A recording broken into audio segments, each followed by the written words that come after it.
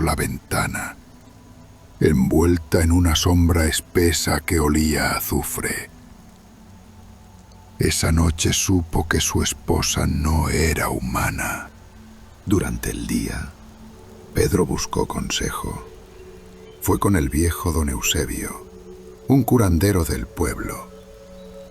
Le contó lo que había visto, temblando. El anciano lo miró con gravedad.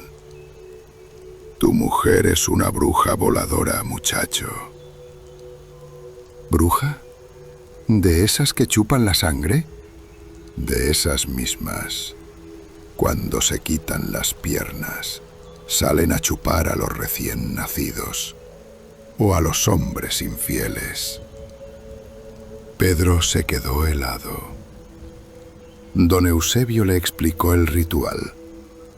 Las brujas untan ungüentos en su piel para despegar su cuerpo, y antes del amanecer deben regresar a colocarse las piernas, o de lo contrario, morirán quemadas por el sol. «Si quieres librarte de ella», dijo el viejo, «esconde las piernas. ¿Y si regresa?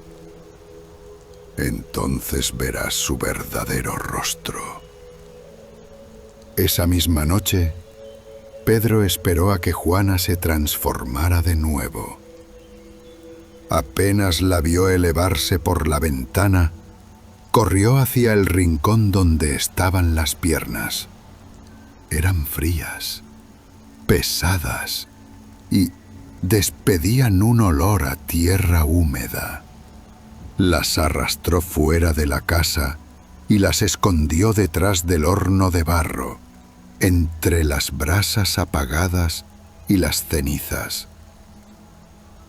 Después esperó. El silencio se hizo eterno. Pasadas las 3 de la mañana, el viento cambió de dirección. Los perros comenzaron a aullar. Pedro escuchó un zumbido, como si un enjambre descendiera desde el cielo. Luego, el golpe seco contra la puerta. «¡Pedro!», gritó una voz de mujer, ronca, deformada. «¡Ábreme, por el amor de Dios!». Era Juana, pero no sonaba como ella. Pedro se acercó despacio, sosteniendo una cruz de palma en una mano y un cuchillo en la otra. «¡Dame mis piernas!», chilló la voz. «Me quema el sol, Pedro. ¡Dámelas!». El hombre no respondió. Se quedó quieto, escuchando los golpes cada vez más desesperados. De pronto, la puerta se astilló. Una figura horrenda se arrastró por el suelo. El torso de una mujer cubierto de sangre, con la piel desprendida en jirones. En lugar de ojos, 2 huecos negros. Pedro gritó y corrió hacia el horno. Las piernas seguían allí, humeantes. Pero, antes de que pudiera reaccionar, el cuerpo mutilado se abalanzó sobre él. «¡Maldito seas!», rugió la bruja. «Si yo no vuelvo a unirme, tú tampoco verás otro amanecer». El hombre tropezó. El fuego se avivó y las brasas cayeron sobre ambos. Dicen que al amanecer solo encontraron cenizas. Cenizas y un par de piernas intactas, erguidas como si aún esperaran a su dueña. Desde entonces, los viejos de Catemaco cuentan que algunas noches se escucha un susurro flotando sobre el río. Una voz femenina que llora y maldice. Los pescadores aseguran haber visto una sombra arrastrarse por la orilla.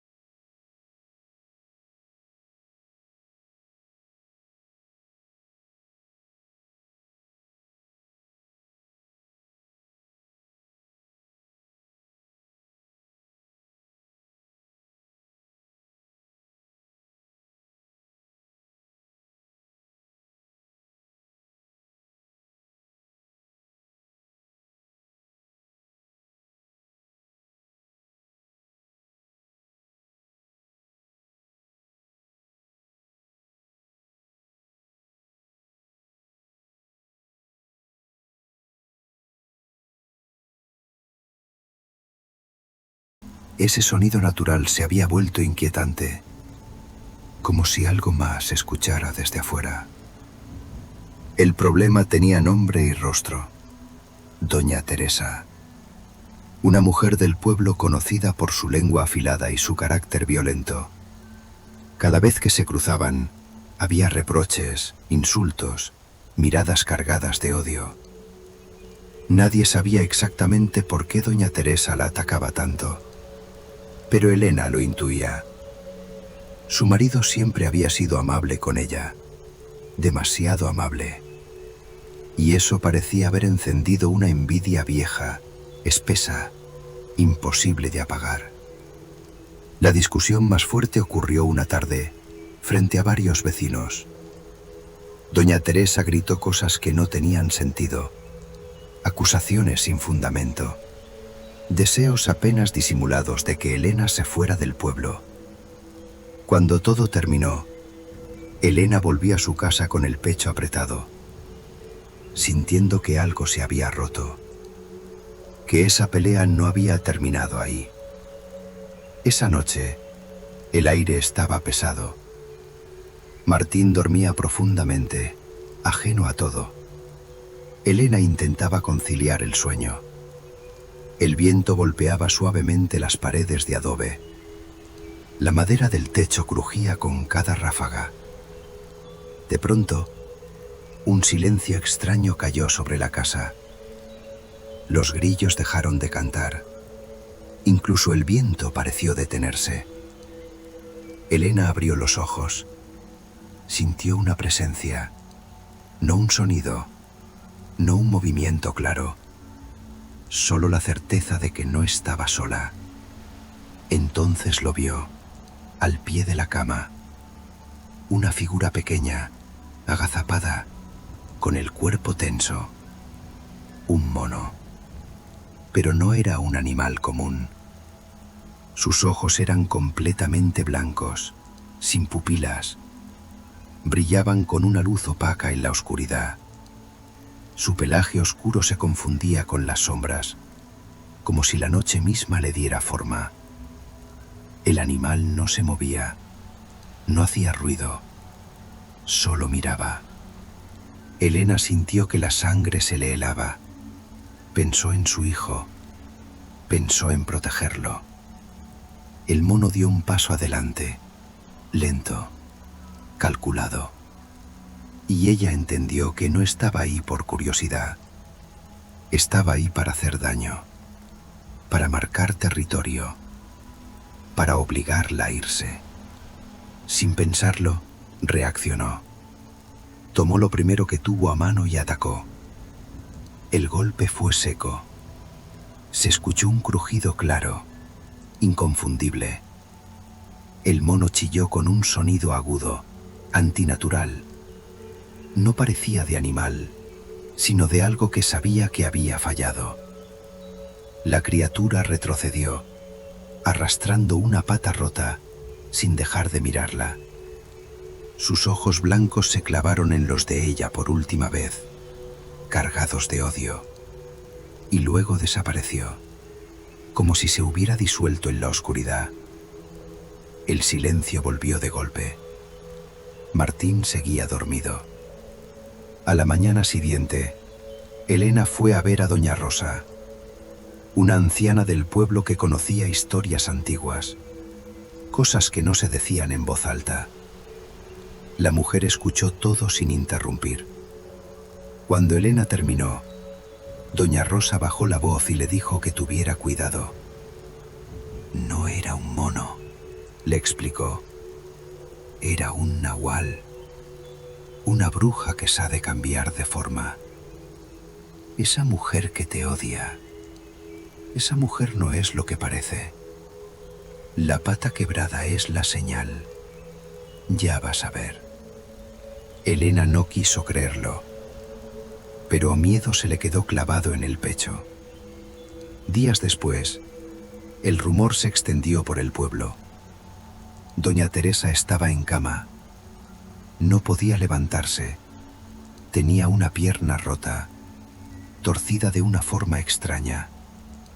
Nadie sabía cómo había pasado. Ella decía no recordar nada, solo dolor y pesadillas. Elena entendió entonces que la noche le había mostrado la verdad.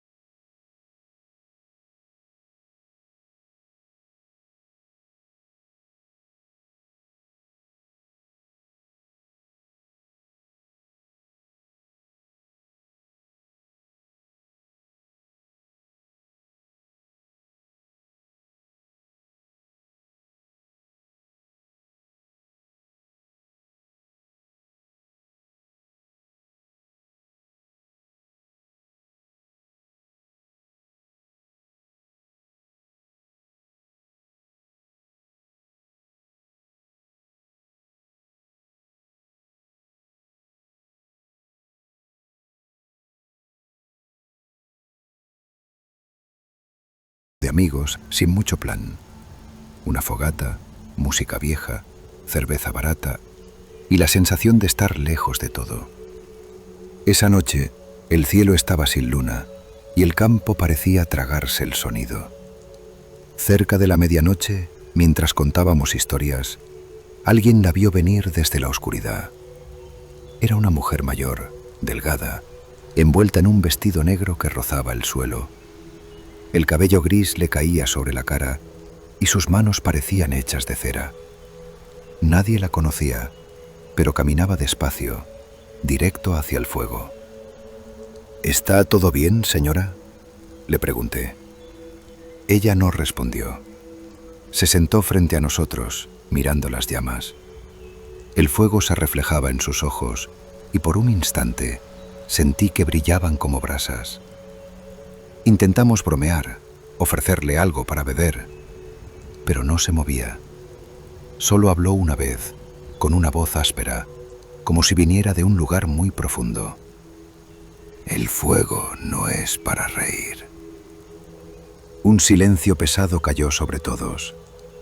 La vieja levantó la vista y me miró directo a los ojos. En ese momento sentí un olor extraño, a humo, a tierra húmeda y a carne quemada. Le pregunté cómo se llamaba. Clara, dijo, y algo en su voz me dejó helado. El silencio fue absoluto. Una de las chicas se cubrió la boca. El nombre le resultaba familiar. Y entonces, como si una sombra hubiera pasado entre ellos, todos recordaron la historia. La mujer acusada de brujería, quemada viva 30 años atrás, tras la desaparición de 3 niños del pueblo. El lugar donde estaban, la vieja quinta abandonada, había sido, según contaban los mayores, el terreno donde se levantó la hoguera. Clara se levantó con dificultad. Las llamas parecieron seguirla, doblándose hacia ella como atraídas por su cuerpo. No los culpo, dijo suavemente. A veces el miedo es más fuerte que la razón. Pero el fuego no olvida. El fuego siempre guarda lo que se le entrega. El viento sopló tan fuerte que la fogata se desbordó, alzando chispas al cielo oscuro. Por un instante, los jóvenes creyeron ver figuras entre el humo. 3 siluetas pequeñas, como de niños tomados de la mano. Clara extendió sus brazos hacia ellos. «Ya es hora», susurró. Las llamas la envolvieron sin quemarla, y en un parpadeo desapareció. Solo quedó el fuego, ardiendo solo, alto, imposible de apagar. Hace 30 años, 3 niños desaparecieron en ese mismo pueblo. La gente, presa del miedo y la superstición, culpó a una mujer solitaria llamada Clara, que vivía en los límites del bosque. Era partera, curandera, y conocía los secretos del monte. Dijeron que los había entregado al fuego para rejuvenecer, o para ganar poder. La arrastraron hasta el centro del pueblo y la quemaron viva, convencidos de que era una bruja. Pero con los años se supo la verdad. Los niños se habían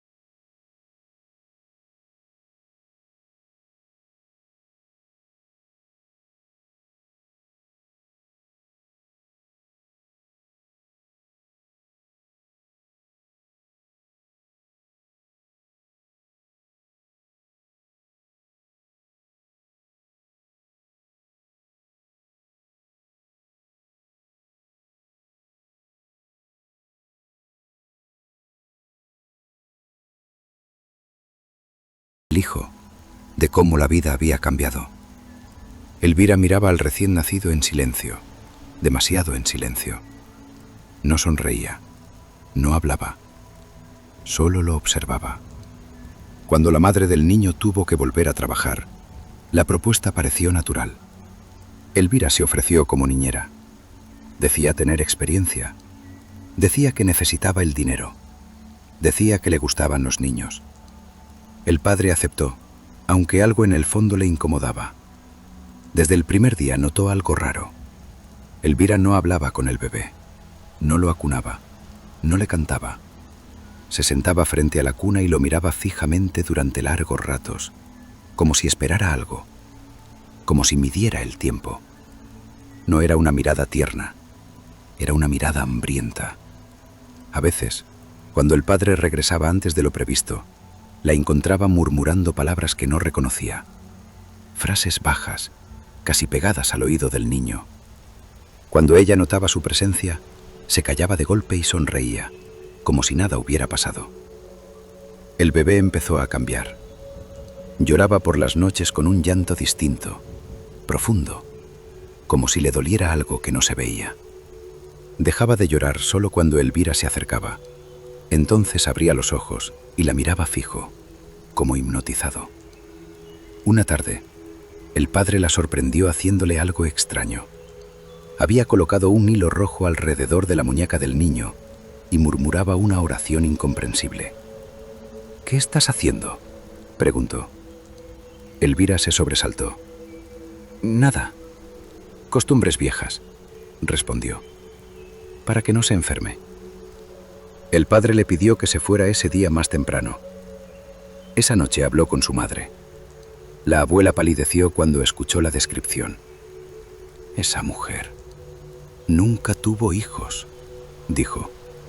«Y los que dicen que tuvo, no sobrevivieron». Recordó algo que había escuchado de chica. Mujeres que no podían dar vida y aprendían a robarla. Brujas que se acercaban a los recién nacidos, no para cuidarlos, sino para llevárselos, para alimentarse de ellos o para ocupar su lugar. Decidieron despedirla, pero llegaron tarde. Esa noche, el bebé desapareció. La puerta no estaba forzada. Las ventanas seguían cerradas. Nadie escuchó ruidos.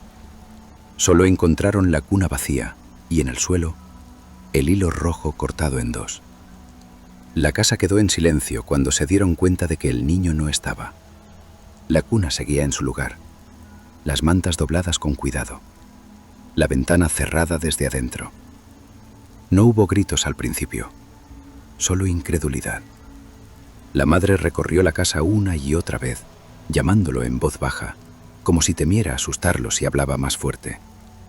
El padre salió al patio, revisó el galpón, volvió a entrar. Abrió puertas que ya había abierto minutos antes. Cuando entendieron que no era un descuido, comenzó la búsqueda. Buscaron toda la noche, con faroles, con linternas, con velas encendidas en manos temblorosas. Revisaron el monte cercano, el borde del río, los caminos de tierra. Golpearon puertas. Despertaron a medio pueblo. Nadie había visto nada. Nadie había oído un llanto. Con el amanecer, siguieron buscando, sin dormir, sin comer. El sol subió, cayó y volvió a subir. El cansancio empezó a borrar los pensamientos, pero no la angustia. La madre caminaba como en trance, repitiendo el nombre del niño.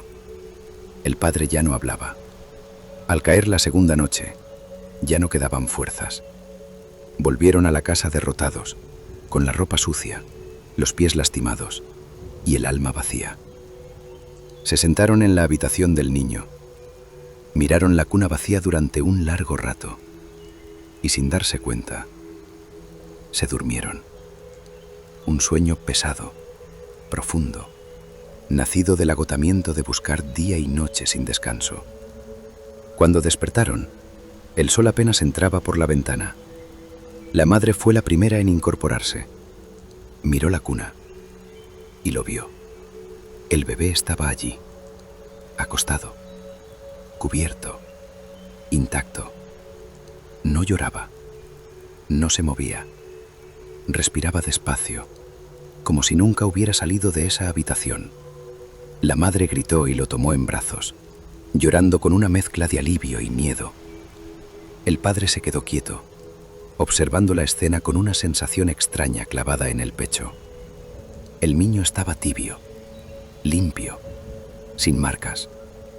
Pero algo no estaba bien. No lloró al despertar, no reaccionó al ruido, no buscó el pecho. Era como si hubiera vuelto, pero no del todo. Más tarde, una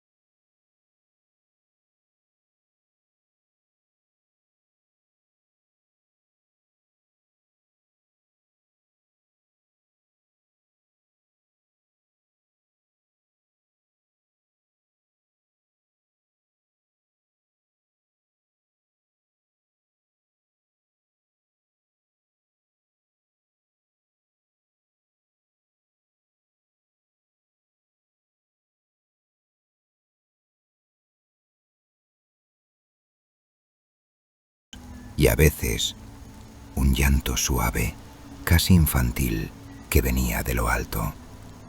Mariana tenía 9 años cuando su familia se mudó a la calle de enfrente. La primera noche no pudo dormir. El calor era pesado y el silencio del pueblo se sentía extraño, como si algo estuviera conteniendo la respiración. Cerca de la madrugada, escuchó el llanto. No era fuerte, era débil, persistente, como el de alguien que no quería ser oído. Se asomó por la ventana. Al principio no vio nada. Luego una sombra comenzó a formarse sobre el techo de la casa vecina.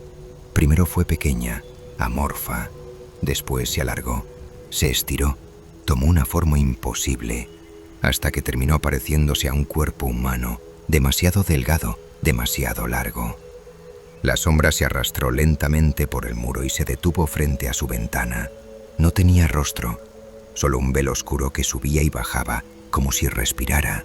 Entonces, en medio de esa nada, se abrieron 2 ojos amarillos. Mariana gritó. Sus padres entraron corriendo, encendieron la luz, revisaron la habitación, miraron hacia afuera. No había nada. Solo una marca húmeda en el vidrio, una huella alargada, como de una mano que no podía ser humana. Desde esa noche, la niña dejó de dormir bien. Decía que la mujer volvía, que la miraba desde el techo, que la llamaba por su nombre y le prometía un lugar sin castigos, sin reglas, lleno de niños jugando en la oscuridad. Cada mañana, su madre encontraba huellas de barro alrededor de la cama, hasta que una madrugada, Mariana gritó por última vez. Cuando lograron abrir la puerta, la habitación estaba vacía, la ventana abierta. Afuera, Pisadas mezcladas con marcas de garras llevaban directo a la casa abandonada. Frente a la puerta solo quedó un listón rojo, el que la niña usaba en el cabello. Nunca volvió a aparecer. Después de eso, el miedo se volvió rabia. La gente señaló a la mujer que había vivido años atrás en esa casa. La acusaron de bruja, de devorar niños, de robar almas para mantenerse joven. La arrastraron fuera, la golpearon y la quemaron viva. Dicen que mientras el fuego la consumía, prometió volver, que nadie la olvidaría, que su forma cambiaría, pero su hambre no. Pasaron los años. Aileen tenía 11 cuando ocurrió lo suyo. Vivía a pocas cuadras de la casona y cada tarde pasaba frente a ella al volver de la escuela. Las otras niñas cruzaban de vereda, rezaban, bajaban la mirada. Ella no. Una tarde nublada, juró ver una luz encenderse dentro de la casa. Una voz suave la llamó por su nombre. El portón estaba entreabierto. Entró. El interior olía a humedad, a cera vieja. El aire se sentía pesado. Una vela se encendió sola y proyectó sombras que parecían moverse sin cuerpo. Entonces la vio. Una mujer alta, hermosa, de cabello negro hasta el suelo. Sonreía con dulzura. Le habló sin mover los labios. Cuando Aileen intentó retroceder, el reflejo del espejo se deformó. La piel de la mujer se agrietó, sus dientes se alargaron, sus ojos brillaron con un amarillo enfermizo. La nahuala mostró su verdadera forma. Aileen corrió. El pasillo parecía no terminar nunca. Las sombras la tocaban, susurraban su nombre, la empujaban. La encontraron horas después, a varias cuadras, viva, pero no volvió a hablar como antes. Solo repetía una frase, una y otra vez. La vi, la vi. Con el tiempo la ciudad creció. La casa fue restaurada.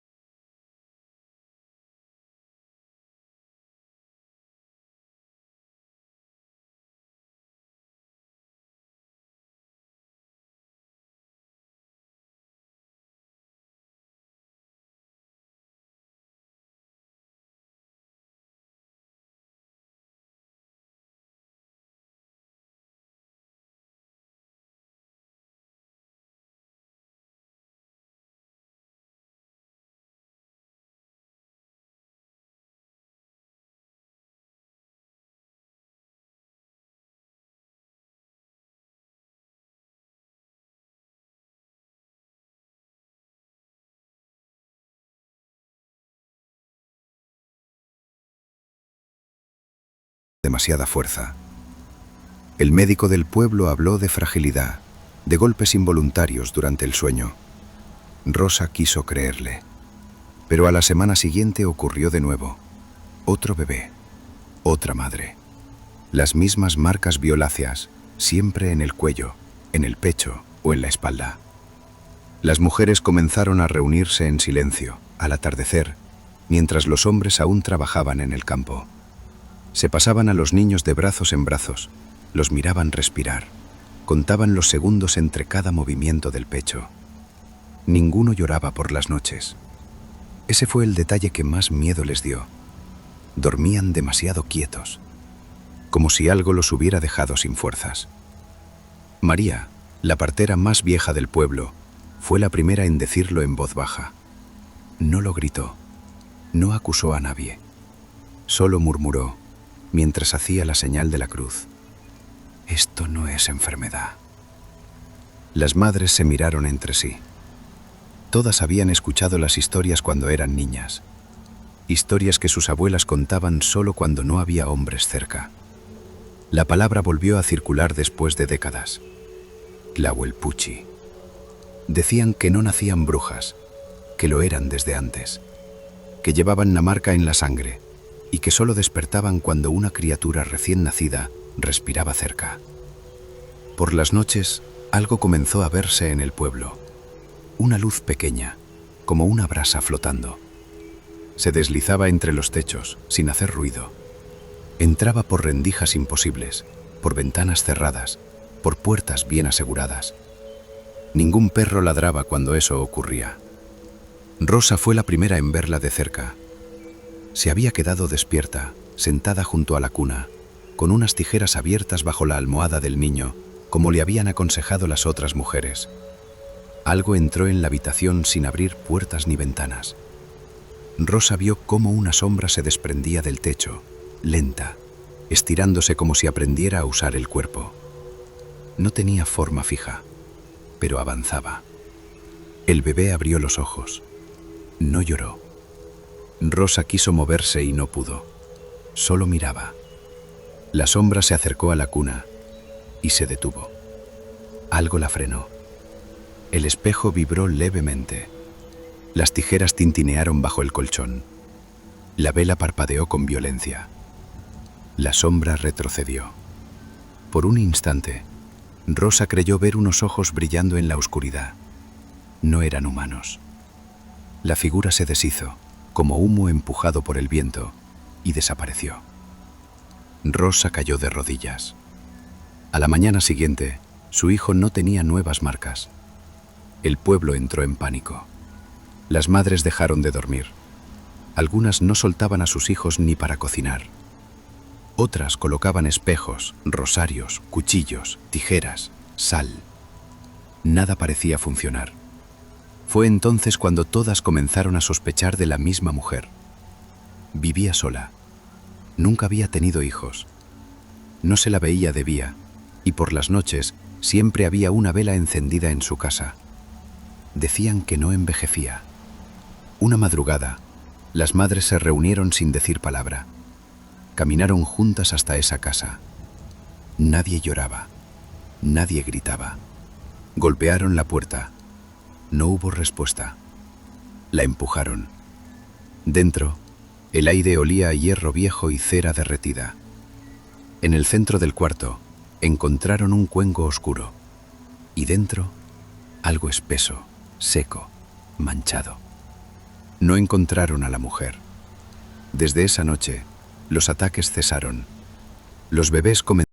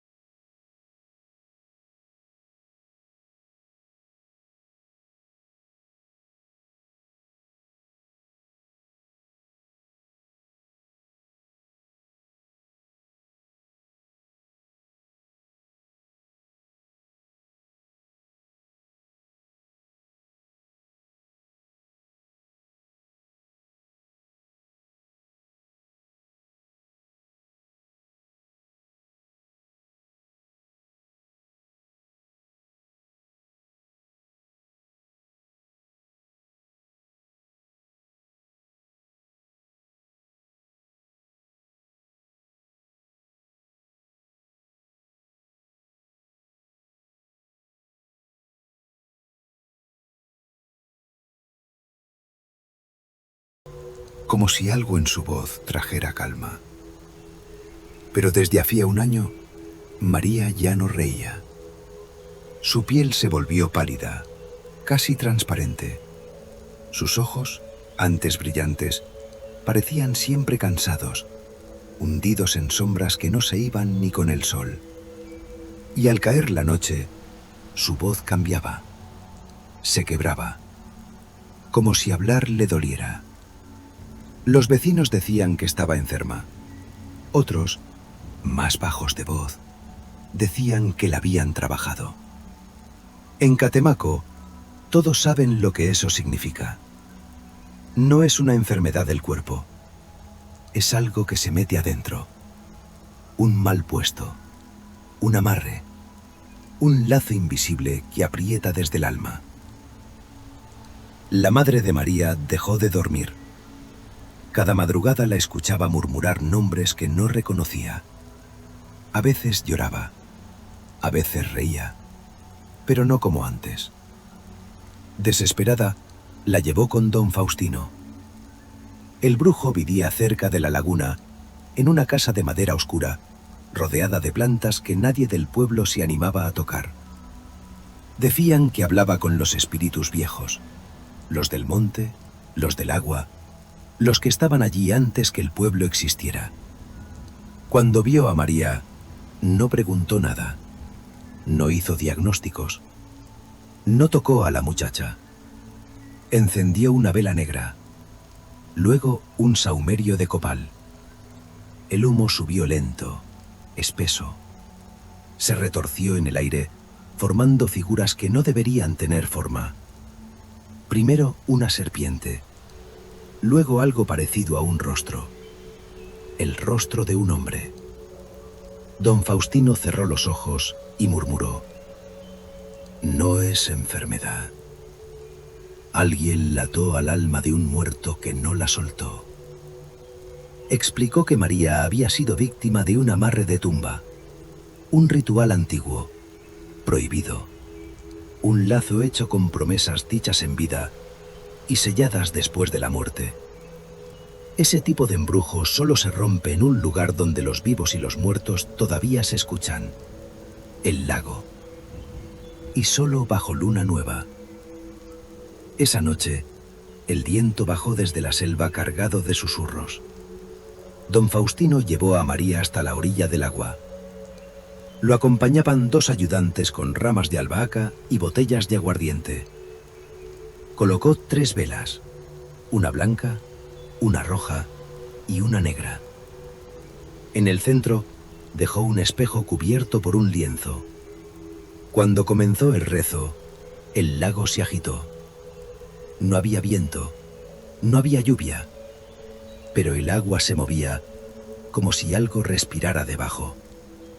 María empezó a temblar. Sus ojos se pusieron en blanco y una voz que no era la suya salió de su garganta.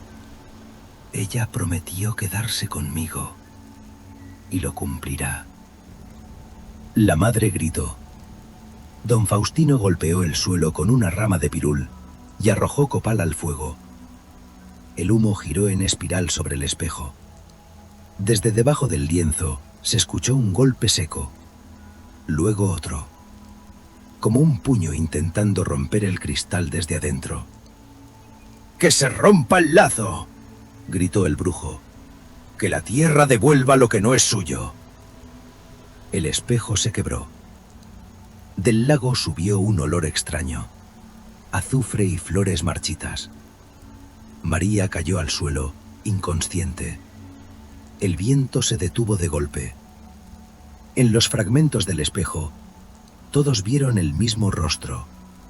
Un hombre joven, hermoso. Un amante celoso, muerto años atrás, que había jurado que si María no era suya, no sería de nadie. Al amanecer, María despertó. No recordaba nada. Su piel volvió a tomar color. Su voz regresó. Don Faustino solo advirtió una cosa: que no se acerque más al agua cuando la luna esté llena. Desde entonces, cada marzo, durante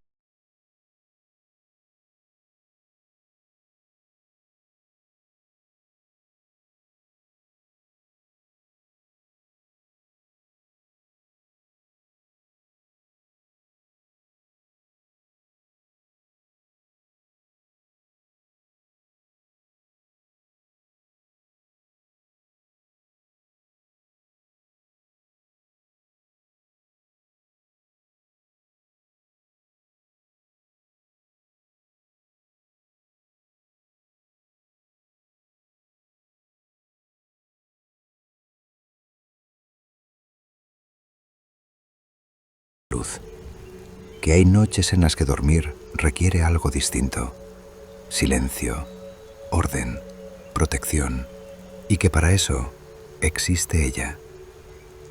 Mateo no conocía la historia, nunca había creído en nada parecido. Tenía 37 años cuando dejó de dormir bien. No ocurrió de golpe, fue lento. Primero apareció el cansancio que no se iba, después las noches largas, y finalmente la certeza de que acostarse ya no era descanso, sino espera. Se metía en la cama temprano, apagaba la luz, cerraba los ojos y el sueño no llegaba. Las horas pasaban con el techo como único paisaje. Los pensamientos se repetían, se enredaban, no se callaban. Ideas viejas, preocupaciones mínimas, recuerdos sin importancia que se volvían enormes en la oscuridad. El cuerpo pedía parar, la mente no obedecía. Mateo empezó a temerle a la noche, no por pesadillas, sino por su ausencia. Una madrugada, exhausto, se sentó en la cama y apoyó la espalda contra la pared. Respiró hondo, como si necesitara convencerse de que todavía estaba allí. Y fue entonces cuando la sintió. No hubo ruido, no hubo viento, solo una presencia firme, tranquila. Cuando abrió los ojos, la vio.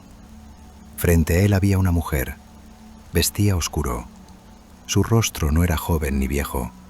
No imponía. No sonreía. Simplemente estaba. No tenía alas. No brillaba. Mateo pensó por un segundo en las historias que había oído de chico, pero supo enseguida que no se trataba de eso.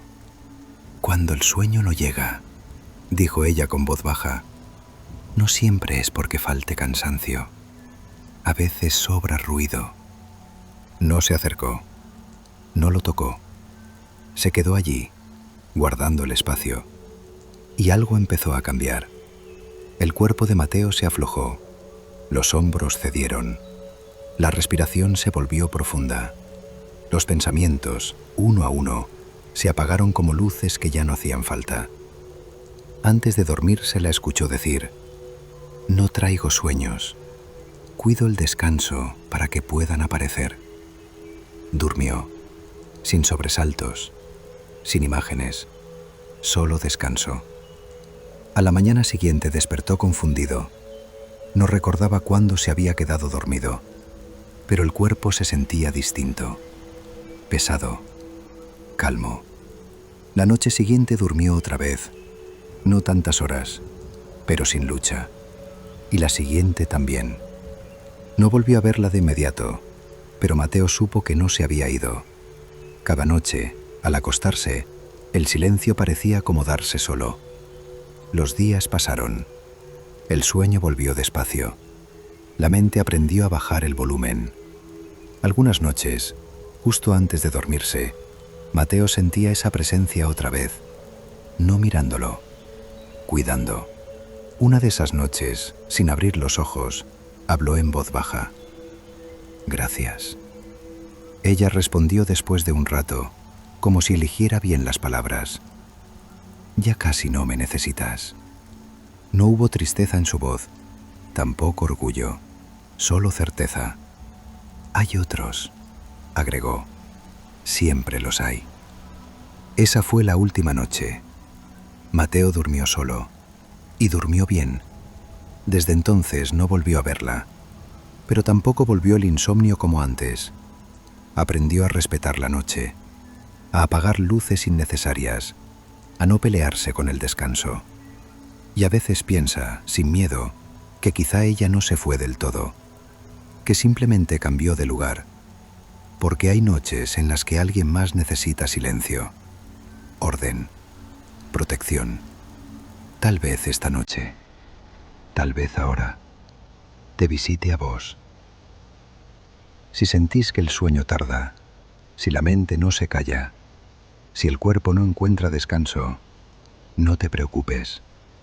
No todas las guardianas del sueño brillan. Algunas caminan despacio, visten oscuro y cuidan sin ser vistas. Y cuando ya no las necesitas, se van en silencio para cuidar a alguien más. Dormí en calma.